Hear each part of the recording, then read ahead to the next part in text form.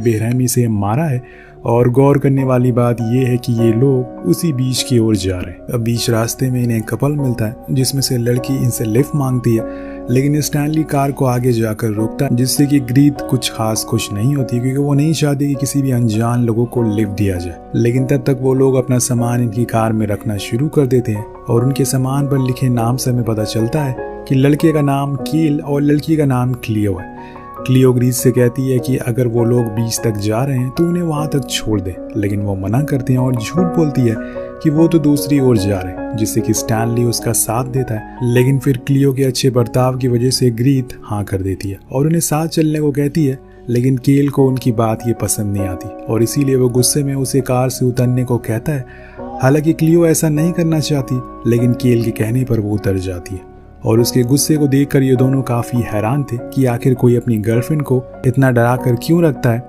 खैर, अब ये लोग अपना सफर फिर से शुरू करते हैं और पहुंच जाते हैं उस जगह पर जहां से आगे जाने का रास्ता बहुत ही सक्रिय होने वाला है।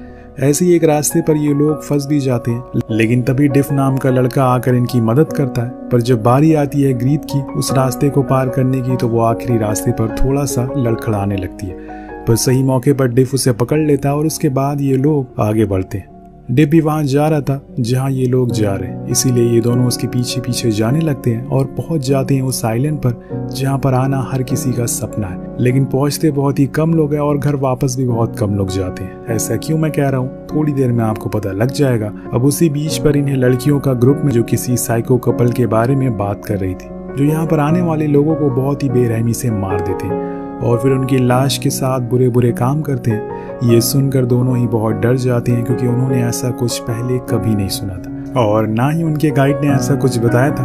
अब डिफ इन बातों पर यकीन नहीं करता और इसीलिए वो उन्हें आगे चलने को कहता है। जहाँ पर एक खूबसूरत सा वाटरफॉल था, वहीं उसकी गर्लफ्रेंड क्लियर भी थी और डिफ उसके साथ जाकर एंजॉय करने लगता है। अब ग्रीत भी पानी में चली जाती है, लेकिन स्टैनली कुछ घबराया हुआ सा लग रहा था। वो इंटरनेट की तलाश में इधर उधर भटक रहा था और फाइनली उसे एक जगह मिल जाती है जहां वो उस कपल के बारे में सर्च करता है, जिसमें उसे वही न्यूज़पेपर वाली न्यूज़ देखने को मिलती है। साथ में एक धुंधली पिक भी उसी कपल की थी, लेकिन वो सही से दिख नहीं रही थी। तभी अचानक से उनके सामने वहां पर कील और क्लियो आते हैं, जिन्हें देखकर उसके चेहरे के तो होश उड़ जाते हैं कि अचानक से ये कहां से आ गए। वो कील से पूछता है कि क्या वो उनका पीछा कर रहा है, तो वो बात को पलटते हुए कहता है, क्या तुम्हें पता है कि इस आइलैंड पर आए दिन किसी न किसी की मौत होती रहती है, वो भी बहुत ही अजीब तरीके से। उसकी बातें सुनकर स्टैनली को लगता है कि शायद वो उसे लिफ्ट ना देने की वजह से गुस्सा है, पर कील को तो अलग ही जुनून में था। ऐसा लग रहा था कि मानो अगर उसे बस चलता तो वो अभी उसे यहीं पर मार कर खत्म कर देता। अब बात आगे बढ़ पाती कि तभी वहां पर डिफ आ जाता और उसे चलने को कहता है। उसके आने पर कील उसे जाने देता है, पर जाते जाते कहता है कि वो जल्दी ही मिलेंगे क्योंकि दोनों की मंजिल एक ही। वापस आने पर वो स्टैनली को सब कुछ बताता है और कहता है कि वो लोग मुझे फिर से मिले, हमें यहाँ से जल्दी से निकलना चाहिए। पर आखिरी समय पर जब स्टैनली अपनी परमिट चेक करता है तो वो तो गायब था, जो कि बहुत ही अजीब बात है। पास में रखा उसे कील और क्लियो का बैग दिखता है। अब उसके मन में आशंका थी कि इसीलिए वो धीरे से उसके बैग भी चेक करता है, पर परमिट तो उसमें भी नहीं मिलता। लेकिन हाँ, एक कार्ड मिलता है जिसे पता चलता है कि कील अभी पैरोल पर बाहर आए, मतलब वो जेल जा चुका है और ये जानकर वो थोड़ा डर जाता है। अब चारों वहां से निकल जाते हैं अपने आगे की सफर के लिए, जिसके रास्ते बहुत ही ज्यादा सक्रिय है, इसीलिए इन्हें हर एक कदम फूक फूक कर रखना होगा क्योंकि कहीं पर कुछ भी हो सकता है। बीच रास्ते में डिफ और क्लियर को लगता है कि यही दोनों वो साइको कपल हैं और उन दोनों को लगता है कि ये दोनों वो कपल हैं और ऐसे ही शक भरी निगाहों के साथ दोनों में कई मील का सफर तय कर लेते हैं। जब बारी आती है आराम करने की तो डिफ बताता है कि वो पहले यूएस आर्मी में था, पर सर पर चोट लगने के कारण उसे बाहर होना पड़ा। वो अपने सर पर लगी एक मेटल प्लेट को भी दिखाता है और साथ में रखे हुए अपने चाकू को भी, जिसे देखकर वो दोनों थोड़े से डर जाते हैं। अब थोड़ी दूर जाने के बाद स्टैनली सही मौका देखकर ग्रीट को वो फोटो दिखा कि मुझे लगता है कि यही दोनों वो कपल हैं जो लोगों को मारते हैं। लेकिन ग्रीट का कहना था कि ये फोटो ब्लर है और ऐसे वो किसी पर भी शक नहीं कर सकते, लेकिन स्टैनली मानने को राजी नहीं था। तो स्टैनली कहता है कि आगे जाकर रास्ता और भी सुनसान और सक्रिय होने वाला है, इसीलिए हमें अभी सोचना होगा। इतने में उन्हें वो दोनों आवाज लगाने लगते हैं तो उन्हें फिर से साथ में चलना ही पड़ता है। 2 वार्निंग बोर्ड भी दिखाई पड़ते हैं जिनमें तेज बारिश की चेतावनी दी गई थी। अब कुछ देर चलने के बाद बारिश होना शुरू हो जाती है, इसीलिए ये लोग वहीं अपना टेंट लगा लेते हैं और इसी बीच सभी देखते हैं कि डिव जंगल की ओर मुंह करके बहुत ही अजीब तरह से खड़ा हुआ है। उसे ऐसे बहुत देर तक खड़ा देखकर सभी थोड़ा सा डर जाते हैं कि इसे अचानक से क्या हो गया, लेकिन फिर वो पलटता और बताता है कि उसने अभी कुछ बकरियों को देखा है पेड़ों के पीछे, इसीलिए वो उनका शिकार करने के लिए जा रहा है। वो अपने साथ स्टैनली को भी चलने को कहता है, लेकिन वो तो साफ मना कर देता है क्योंकि उसने जंगल में किसी भी तरह की कोई बकरी दिखाई नहीं दी। उसे तो ये शक था कि कहीं वो जंगल में जाकर वो उसे मार ना दे, लेकिन फिर डिफ सभी के सामने उसकी बेइज्जती करना शुरू कर देता है, जिस वजह से उसे मजबूरन चलना पड़ता है। अब अंदर जंगल में जाकर एक ऐसा समय आता है जब सब कुछ बहुत ही ज्यादा शांत होता है। उस दौरान डिफ स्टैनली से कहता है कि मुझे पता है कि तुम दोनों हमें कातिल समझ रहे हो, लेकिन ऐसा बिल्कुल भी नहीं है, और हाँ ये भी सच है कि हम लोग भी तुम्हें वही समझ रहे हैं। उसकी बातों से अभी भी स्टैनली को उस पर शक है, इसीलिए वो पूछता है कि तुम यहाँ क्यों आए हो, क्योंकि यहाँ तो कोई भी बकरी नहीं है। तो वो बताता है कि जब से वो यहाँ पर आया है कोई ना कोई उनका पीछा कर रहा है, उसने 2 लोगों की परछाई भी देखी है। और ये सुनकर स्टैनली फौरन ग्रीड के पास जाने लगता है उसकी हिफाजत के लिए, लेकिन डिफ उसे रोकते हुए कहता है कि वो क्लियर के साथ सेफ है, तुम्हें डरने की जरूरत नहीं है। जिसके बाद वो दोनों फिर से अपनी तलाश जारी रखते हैं। वहीं दूसरी ओर क्लियर और ग्रीड के बीच काफ़ी बातें होती है। वो ग्रीड से उसकी लाइफ के बारे में पूछती है, जिसमें वो कहती है कि वो स्टैनली के साथ एक अच्छी सुकून भरी जिंदगी बिताना चाहती है, क्योंकि किसी की भी लाइफ इतनी परफेक्ट नहीं हो सकती। हर किसी की लाइफ में कुछ ना कुछ पास्ट होता है, और उसी पास्ट के बारे में वो पूछती है। पहले तो स्टैनली ऐसा कुछ ना होने का दावा करती है, लेकिन फिर वो धीरे धीरे खुलने लगती है और बताती है कि उसके लाइफ में एक रॉकी नाम का लड़का था। स्टैनली से पहले वो दिखने में बहुत ही ज्यादा शरीफ था, लेकिन उससे ही पता था कि वो कितना बेरहम है। और एक बारी जब हम डेट पर गए थे तो उसने एक कुत्ते की लाश को दिखाया जो उसके पड़ोस में रहता था, और बताया कि उसने ही उसे मारा है और दफन कर दिया। ये देखकर वो बहुत ज्यादा सहम सी जाती है और सोचने लगती है कि ऐसा कैसे कोई कर सकता। ये सब बताते हुए वो इमोशनल हो जाती है, जिसे क्लियर पूछती है कि क्या उसने ये बात किसी को बताई है। तो वो कहती है कि नहीं, रॉकी ने उसे धमकी दी है, अगर किसी को उसने बताया तो वो उसकी फोटोज वायरल कर देगा, पर आज मैंने तुमसे ये बात शेयर कर दी है। उधर हम दोनों को जंगल में देखते हैं जिनकी अभी भी तलाश जारी है। वो किसी भी तरह से उन दोनों को ढूंढना चाहते हैं जिनकी परछाई उन्हें दिखी थी, पर क्या सच में ऐसा कोई है या फिर बस एक वहम था। चलिए जानते हैं। जंगल में स्टैनली को काफी डर लग रहा था, ऊपर से डिफ भी उसे डराता रहता है। इसी दौरान वो देख कोई इंसान है जो थोड़ी दूर पर आग जलाए हुए। वो इस बारे में डिफ को भी बताता है, लेकिन वो बिना सुने ही आगे बढ़ता रहता है, इसीलिए वो खुद ही अकेले उस तरफ बढ़ने लगता है। तभी पीछे से उस पर कोई हमला कर देता है। स्टैनली भी उस पर वार करता है और फिर पता चलता है कि ये तो शॉप ओनर है जहाँ से इन्होंने सामान लिया था। वो बताता है कि वो तो बस उसे परमिट को लौटाने के लिए आया था, जो कि वो भूल गए थे। वहीं इसके बाद वो बाहर आ जाता है। इतने में डिफ बकरी पकड़ कर ले आता और फिर दोनों बहुत ही अजीब तरीके से उसे काटना शुरू कर देते हैं, जिसको देखकर इन्हें पूरा यकीन हो जाता है। इसीलिए रात होने पर ये लोग आपस में बात करते हैं कि कैसे इन्हें यहाँ से बाहर निकलना। लेकिन स्टैनली कहता है कि अभी ये जगह बहुत सुनसान है, हम इनके सामने नहीं भाग सकते, और इसीलिए जब तक बीच तक नहीं पहुंच जाते तब तक हमें हंसी खुशी इनके साथ ही रहना होगा। वो भी राजी हो जाती है। नेक्स्ट डे स्टैनली की आंख हेलीकॉप्टर की आवाज से खुलती है, जो कि पुलिस का था।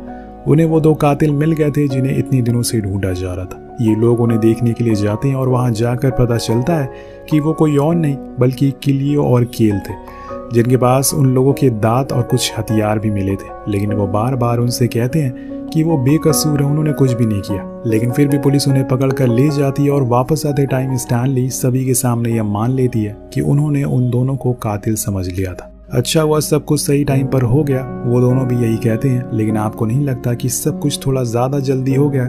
जरूर कुछ न कुछ गड़बड़ है। खैर, अब कातिल के पकड़े जाने के बाद सभी बहुत चिल हो जाते हैं, फिर से बीच की ओर बढ़ना शुरू हो जाते हैं। वहां जाकर उन्हें और भी कुछ लोग मिलते हैं जिनके साथ सभी अच्छा टाइम स्पेंड करते हैं। उसके बाद स्टैनली डिफ से समुद्र में चलने को कहता है, लेकिन वो जाने से इनकार कर देता है क्योंकि उसका कुछ और प्लान है। लेकिन बार बार कहने पर वो मान जाता है और जाते हुए ग्रीड से कहता है कि जब क्लियर आए तो उसे बता देना कि वो शाम तक लौटेगा। कुछ ही देर बाद क्लियर आ जाती है और उसे ग्रीड बताती है कि वो दोनों समुद्र में गए, शाम तक लौटेंगे। उन्हें जाते देखकर वो ग्रीड के कैमरा में उसे रिकॉर्ड करना शुरू कर देती है, पर जब वो उसे खोलती है तो उसे उसमें कुछ वीडियोस और फोटोज मिलते जो कि शादी के थे। ये काफ़ी नॉर्मल सी बात थी, लेकिन जब क्लियर कुछ देर उन वीडियोस को देखती है तो उसे कुछ उसमें बहुत ही अजीब दिखता है। इसीलिए वो फौरन डिफ को आवाज़ लगाने लगती है, लेकिन वो अब नहीं सुनता। वो उसे कॉल भी करती है पर कोई फायदा नहीं था। इसीलिए वो अपनी कुल्हाड़ी लेकर जंगल की ओर भागना शुरू कर देती है। अब उसे भागता हुआ देखकर स्टैनली भी खड़ी होती है और उस कैमरा को देखती है, जिसके बाद वो भी उसके पीछे भागने लगती है। दरअसल उसने जो शादी की वीडियो देखी थी वो असल में स्टैनली और ग्रीड की थी, वो भी रियल वाले, जी हाँ असली वाले, क्योंकि अभी जो स्टैनली और ग्रीड उनके सामने हैं वो असल में निया और रॉकी है। वही साइको कपल जो लोगों को मार देते हैं। और इन्होंने उन दोनों कपल को मौत के घाट उतार दिया था, फिर उनकी पहचान खुद की बना ली। जिस लड़के के बारे में उस दिन ग्रीड बता रही थी, यानी कि निया, वो कोई और नहीं बल्कि यही रॉकी था। वेल, अभी तक हमें यही लग रहा है कि किलियो और केल ही कातिल है, लेकिन असल में इस कहानी में तो कुछ और ही चल रहा है। पर अभी डिफ इस बात से अनजान है। यहाँ हम एक फ्लैशबैक देखते हैं उस दिन जब रियल, स्टैनली और ग्रीड अपने हनीमून मनाने के लिए आए थे, लेकिन तब तक इन दोनों की नज़र उन पर पड़ गई। ये काफ़ी अमीर भी थे और इसीलिए रॉकी ने पहले अपना फेस एकदम स्टैनली जैसा कर लिया और फिर धीरे धीरे एक दिन बड़ी ही चालाकी से उसे मार दिया। इसी दौरान उनके बीच आ गए किलियो और केल, जिन्हें इन्होंने अपना शिकार बनाया और बड़ी ही चालाकी से रॉकी ने उसके बैग में वो दांत और कुछ हथियार छुपा दिए। जिसके बाद उसने जंगल में मिले उस शॉप ओनर को बता दिया कि असल में कातिल वही है, और उसने वही किया और उसने पुलिस को इन्फॉर्म कर दिया। जिसके बाद क्या हुआ हम जानते हैं, लेकिन अभी ये कहानी यहीं खत्म नहीं होती, क्योंकि उसके बाद इन्हें डिफ और क्लियर मिल जाते हैं, जिन्हें ये अपना अगला शिकार बनाना चाहते हैं। दरअसल रॉकी एक खास किस्म का नशा करता है जिसे लेने के बाद इंसान किसी जानवर में बदल जाता है, और ऐसा करने में उसके साथ निया भी उसका साथ देती है, ना चाहकर भी। इसी बीच हम देखते हैं कि रॉकी डिफ को लेकर एक जगह पर आए जो कि सी केव जैसी है। वहाँ डिफ महसूस करता है कि स्टैनली का बिहेवियर कुछ खास ठीक नहीं लग रहा, और इसीलिए वो सतर्क हो जाता है। उसके सामने स्टैनली अपना चश्मा तोड़ देता है और कुछ अजीब अजीब बातें बोलना शुरू कर देता है। अब तो उसे यकीन हो जाता है कि जरूर कुछ गड़बड़, इसीलिए वो अपना चाकू निकालने लगता है, लेकिन इतने में स्टैनली उसे शूट कर देता है और वो वहीं मारा जाता है। तभी उस केव के ऊपर क्लियर आ जाती है और वो डिफ को मरा हुआ देखकर चिल्लाने लगती है। अब यहाँ स्टैनली उस पर भी गोलियां चलाता है, लेकिन वो बच जाती है, लेकिन ज्यादा देर नहीं, क्योंकि वहां आ जाती है ग्रीड जो कि उस पर वार करती है, लेकिन क्लियर भी पीछे नहीं थी। दोनों में लड़ाई होती है, जिसकी वजह से उसे पानी में वो गिरा देती है, लेकिन नीचे जाने से पहले वो उसके पैर में चाकू घुसा देती है, जिससे कि वो दर्द के मारे चिल्लाने लगती है। लेकिन इतने में हम देखते हैं कि उसके फ़ोन पर किसी का कॉल आता है, क्योंकि यहाँ पर नेटवर्क मौजूद था। वो उसे सब कुछ बताती है, लेकिन वो बंदा उसकी बातों को मजाक में लेता है और फ़ोन को काट देता है। इतने में हम देखते हैं कि रॉकी उसका पैर पकड़ लेता है और उसे नीचे गिराने की कोशिश में लगता है, लेकिन क्लियर उसके हाथ में अपना चाकू घुसा देती है और भागना शुरू करती है। यहाँ रॉकी गोलियां तो चलाता है, पर वो फिर भी बच जाती है। अब समय रहते वो उस चाकू को बाहर निकाल लेता है और निया को वॉकी टॉकी से बताता है कि उसने किसी से बात की है, तुम बीच पर जाकर पुलिस को गुमराह करो। लेकिन उसे ये नहीं पता था कि असल में जो गोली उसने डिफ को मारी थी वो उसके सर में लगे स्टील प्लेट की वजह से रुक गई थी, यानी कि वो अभी जिंदा है और अब उसे अपना बदला लेना है। अब आएगा खेल में असली मजा, क्योंकि अभी इन दोनों को कोई ताकतवर कंटेंडर नहीं मिला था। उधर रॉकी क्लियर के पीछे पागलों की तरह पड़ा हुआ था। वो जाकर एक जगह रुकती है जहाँ पर कुछ मेडिकल लोग थे जो क्लियर की मदद करना चाहते थे, लेकिन वो इतना ज्यादा डरी हुई थी कि उनका सामना ही नहीं करती और भागने की कोशिश करती है कि तभी वहां रॉकी आ जाता है, जो पहले से शरीफ होने का नाटक करता है और उनसे कहता है कि ये मेरी दोस्त है, इसे नशे की आदत है और इसीलिए ऐसे भाग रही है। लेकिन उन लोगों को तो उसमें कुछ डाउट लगता है, क्योंकि वो बहुत ही ज्यादा कांप रहा था। जब रॉकी को पता चलता है कि अब शायद उसका पोल खुल जाएगा, तो वो उन लोगों को भी मार देता, जिसे डर कर क्लियर वहां से भाग जाती। इससे पहले कि वो भी उसके पीछे भागता, ऊपर आ जाता है डिफ। वो उसके दोनों हाथों को चीर देता है, जिससे कि रॉकी सही से बंदूक तक पकड़ नहीं पाता। अब यहाँ आया ऊंट पहाड़ के नीचे, डिफ उसकी ओर अपना चाकू करके बढ़ता है, क्योंकि अब इस कहानी को खत्म करने का समय आ गया। लेकिन इतने में ऊपर से आवाज आती है हेलीकॉप्टर की, क्योंकि क्लियर बात के मुताबिक पुलिस को गुमराह करके यहाँ तक ले आई है और उनके नजरिए में डिफ ही वो कातिल है। वो उसके ऊपर एम करते हैं, तभी वहां पर क्लियर आती और उसे खींचकर दूर ले जाती है और गले लगाकर रोने लगती है, क्योंकि उसे शायद ये पता चल चुका था कि वो अब नहीं लड़ सकते। और उन दोनों को एक दूसरे का साथ देते हुए देखकर क्लियर को खुद पर शर्म आती है। वो भी रॉकी से इसी तरह प्यार चाहती थी, लेकिन उसने ऐसा कभी उसे महसूस नहीं करवाया। उल्टा उसने तो उसे जानवर भी बना दिया।